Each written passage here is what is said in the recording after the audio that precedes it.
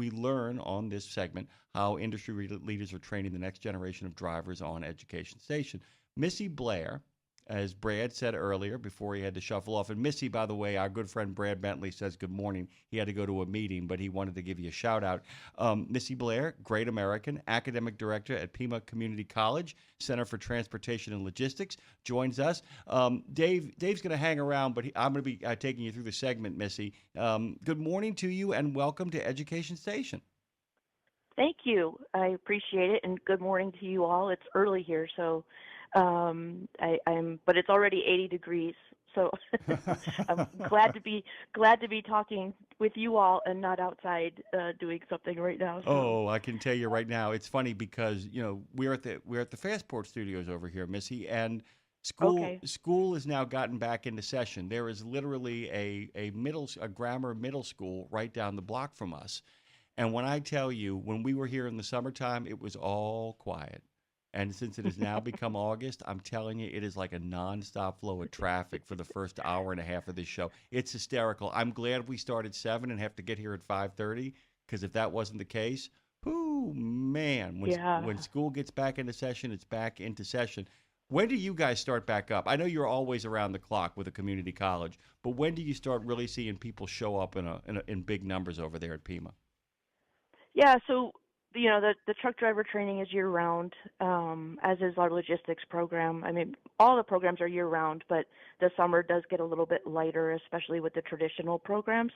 So we start again a week from this Monday. So we have a big all college day a week from Friday where we all get together and network a bit and hear from our chancellor. We have a new chancellor since I last spoke with you all, Dr. Nassi. He came to us from Florida. He's been with us for about a year, so it's been a really smooth transition, and we're really excited to have him at our helm now.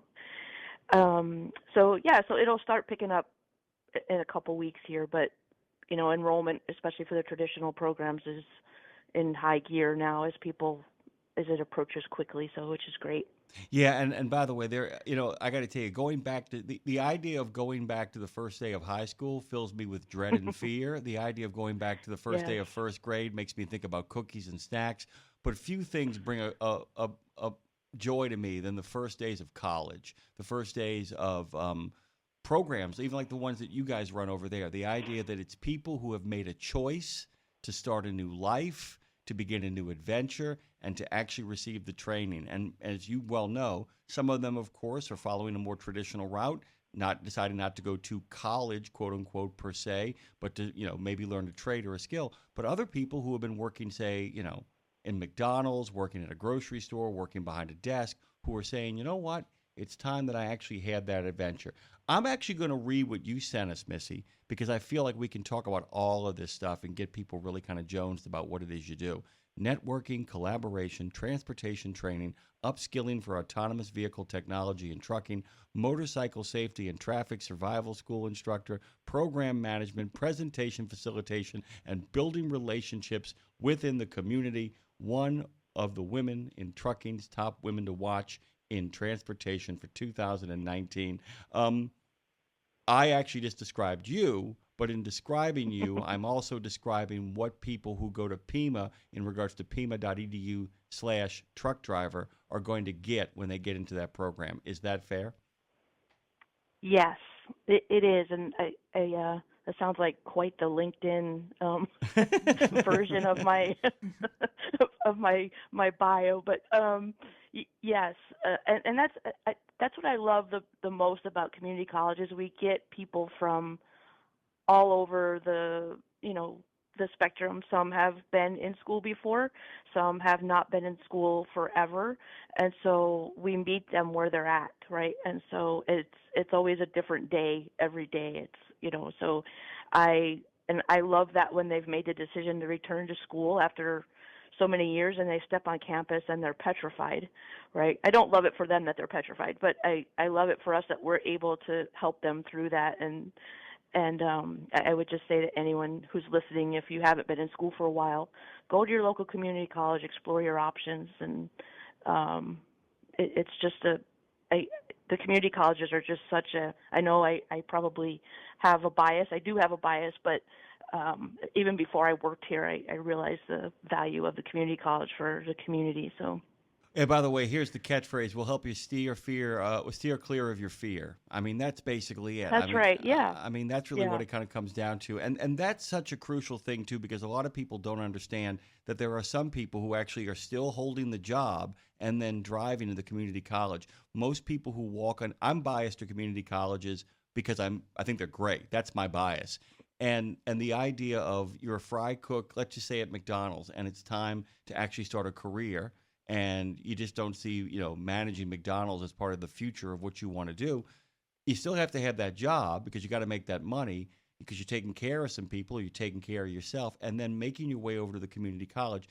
Missy, this is not going to be as explosive as it's initially going to sound. I want to talk about English proficiency, but I don't want to talk about English proficiency in regards to the people who actually don't know the King's English and are really starting from scratch.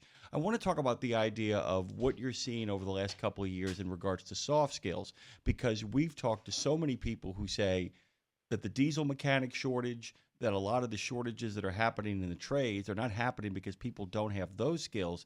It's because people don't have the soft skills. I had one diesel technician. Well, he was more than that. He's actually a supervisor who said, "Jimmy, I got guys who can fix this stuff. They can't write the work order." And I was kind of curious if you are starting to see people searching for skills deeper than just the drive from point A to B, in regards to what you're seeing at Pima. Am I making sense, by the way? You are absolutely, yes. And yes, 100%. That's also, we're not just teaching, hands on the wheel and driving a truck. It's communication. Sometimes, people come in and, the first week or two, it's stressful for them and they're ready to quit. Right. And so I think that's the thing that we see in our program is that confidence and, um, which may not be the soft skill you may have been thinking about, but I think the confidence and the resiliency that we like, okay, we really have to kind of almost be a counselor, right? And say, okay, like where are you struggling? And just there's a lot of that wraparound services that we provide. Um, as you were talking about, almost 70% of the college um, population attends school part time. And so, we only have about a 30% that attends full time because of what you were saying with the jobs and, the child care, parent care. There's so many issues that our students face. And so there's just many areas where we have to, try and help them through any life experiences where they may be struggling with those soft skills that you were talking about.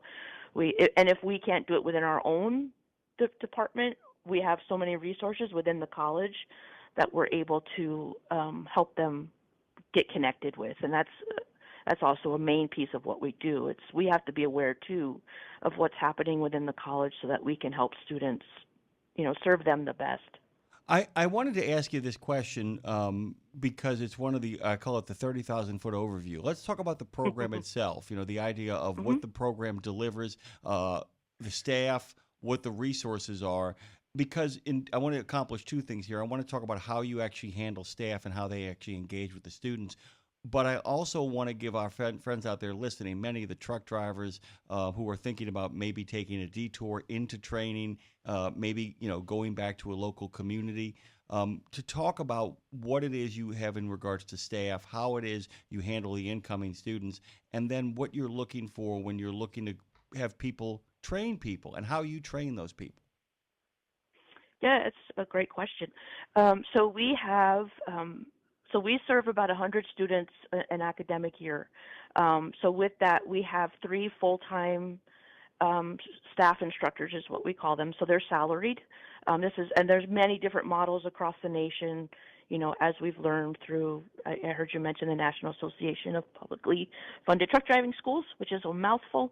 There's many different models on how schools do it. The way we do it is we have three full-time staff instructors salaried. We also have three part-time now. that kind of fill in for vacations, any kind of sick time. But we also do have them fill in when we can, to fill in if we have some overflow of students. They'll come in and also teach, a full class for us. Right now we're moving to a more of a, we were completely online for our theory portion, and we have one instructor that does that with a backup instructor. And then, of course, we don't teach online for the behind the wheel, of course. So we have not yet anyway. I'm Missy.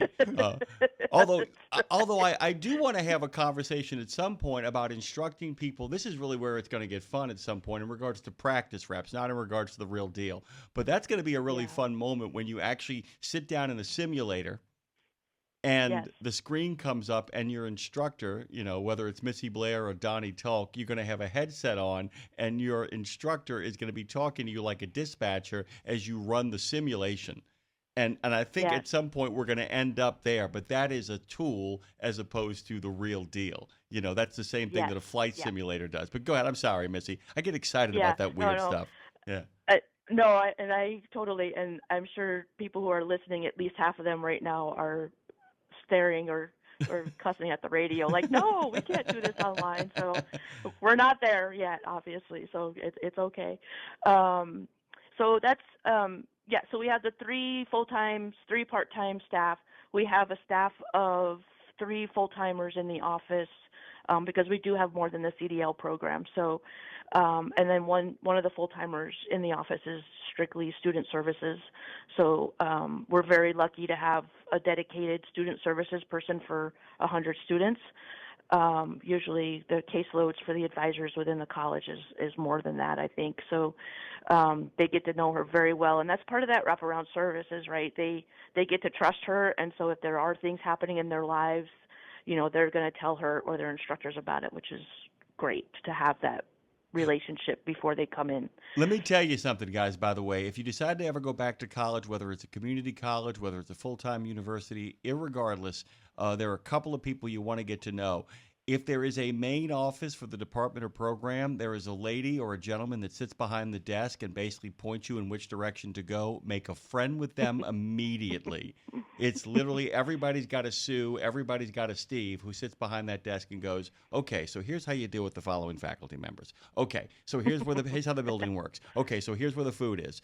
You got to it's like making a friend with you'd rather be friends with the attorney's secretary than the attorney themselves. I'm sorry, Missy. I'm just getting excited about going back to school. That's right. That's awesome. So did I answer your question? I think there were other parts to that question. The staffing and then what? Actually, that's a great kind of point to pivot. And as Lindsay would say, we're going to pivot for a second and go into the deeper side of the question, which is, so now we know the kind of setup of how your system works, how your onboarding works and all that stuff. Let's talk about what you look for in a trainer. Because like I said, we have a lot of friends out there we have friends, by the way, who are saying good morning. Marshall Platter on YouTube says good morning. Chris Yount says good morning. He's in Minnesota heading for South Dakota. He's going to go from flat and cold to further flat and cold. And our friend Trucker Boson says, I tell everyone I'm like Jack Benny, forever 39. That's a reference to an earlier joke that was made. Right. So go on, please. So tell us about how you go about finding trainers. Yeah, so we, of course, the college has a recruiting, a careers page, et cetera, and then they do send it out to, websites that do those recruiting things. So when we screen, et cetera, it's, it's about the experience, of course. We're required by ELDT to have certain requirements. And then from there in the interview process, that's where we're really looking for a couple things. For us, we look for, and honestly, I don't necessarily need someone who's had training experience. It's more about how they communicate with us and their attitude towards a team environment. We've had people come in interviews and say basically it's, my way or the highway. They're not going to be someone that we hire. Oh, yeah, that's terrific. That's a hiring on the spot candidate right there. Right. Dave, by the way, Dave Nemo's here with me, and he loves that when people walk in and say, I know you've been doing this for 50 years, Dave, but here's how we're going to do it. Dave, you love that, don't you? I absolutely love it. I'm a glutton for punishment. Yes, yeah.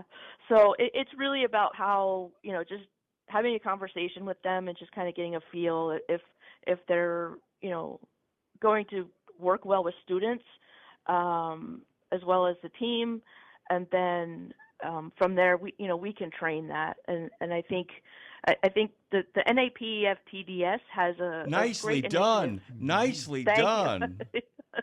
It was too long to say it again. I know. The So, National Association of Publicly Funded Truck Driving Schools. I can do it really fast, but I'm paid to do that, by the yeah. way. But go on, please. So they have a really great initiative in process right now where we're trying to put together, John Thorpe is trying to put together a manual or a guide for schools on how to train, best practices to train new instructors, and I think that's going to be really helpful to schools moving forward once that's put together. They're in the surveying process right now in terms of what schools are doing. But in terms of, it's a lot about flexibility, being able to, really meet students where they're at, and you can get a sense of that typically when you're talking with someone, in an interview process. It's not so much about qualifications because we already see that on the resume. For me, it's more about having that conversation and just making sure, that matches how they're going to interact with folks who come onto the campus for the first time, right? So anytime, by the way, whether you're actually walking a loading dock, walking a shipyard, walking a rail, walking a yard with the yard master, walking a campus with a dean or a fellow professor, I always tell people one of the things you really want to do is you really, as a teacher, want to watch and listen as long as you possibly can, because you get a sense of the human beings that are actually wandering across that campus and kind of making the miracle happen. I'm going to go, Missy, by the way, I'm going to go off here on a bit of a fun little discussion. I have told a number of people in my life who are younger people who are thinking about either going in the military or going to trade school. I will not advise them on which direction to go. And people who say at some point I want to go to college, 4-year accredited university. And what I tell them is I really have told a lot of parents it would not be a bad idea to apply for delayed acceptance to a 4-year college, go to a community college for 2 years, learn a skill like becoming an electrician, becoming a truck driver, becoming some sort of trade savvy person. And I also tell them, don't go learn a foreign language at the college first. Spend about 2 years, take advantage of everything it has to have there. Become proficient in Spanish, proficient in French, proficient in Chinese, while at the same time learning that trade. So if you decide then to go to college, you have a series of back-end skills. And I really think that's the future of where we're headed in education, even in regards to people freshly minted from high school. And I'm wondering if you're seeing, along with some of the non-traditional students, if you are in fact seeing 18 and 19-year-old folks fresh out of high school showing up on your campuses to kind of get this skill set, despite the fact that they can't leave the state in a truck until they're 21. we actually are, and it's been an interesting. We were talking about this recently, how we've always, when students come in and we're offering them some career, the same kind of questions you're talking about. And we typically say, you're going to want to go out on the road and get some experience, and still believe that. But there's so many of the younger, but the college is about 58% overall, 18 to 24. So we have a lot of, it's a majority of the population. For us, of course, because of what you've talked about, we don't have that much of a percentage of 18 to 24, but we're seeing that when they're coming in, the entrepreneurship aspect of it, again, it's not, your listeners are freaking out right now about, just learning to drive a truck and then wanting to go out on the road by themselves, as an owner operator. We try to discourage that. But that being Um, said, a community college does offer people the opportunity while they are yes, getting their CDL, even at 19 years old, to take business classes, to actually be yes. embedded in the long term. Missy, we've only got about a minute left here. I did want to make sure I get this right. I think you are our second Air Force veteran in a row. We had Kevin Lindsay on yesterday from TA Petro, who of course is over there, does the maintenance for them and does maintenance matters here. You were in the Air Force. I got that right? I was, yes. Well, thank you for your service very much. I want to ask So, you one really quick question. Do you yeah. feel like anything you learned in the Air Force has helped you get where you are and have a better understanding of how to do your job today? Oh gosh, yes. And people thank me all the time, but the Air Force gave me far more than I gave it as a young snot-nosed kid, right? So, I went directly into the Air Force 2 weeks out of high school. I was a child of divorce and had a chip on my shoulder, and I they definitely gave me those soft skills that we talked about earlier, right? How to communicate a little bit better, how to not, how to handle things a little bit better than I may have been handling them at 18 years old. So definitely, I was in for about 5 years, and it was just, I think it was the best thing for me to do right out of high school, honestly. I think it was the best thing to actually have you on Education Station today. I can't tell you how much we appreciate you. Guys, go to Pima.edu /truck driver. Thank you so much. You're the best, and we hope to get you on once again pretty darn soon. Thank you, Missy. I always Oh, we lost her. Sorry about that. That's what happens. That's what happens. We love Missy. By the way, go to Pima.edu /truck driver. Find out all about that program.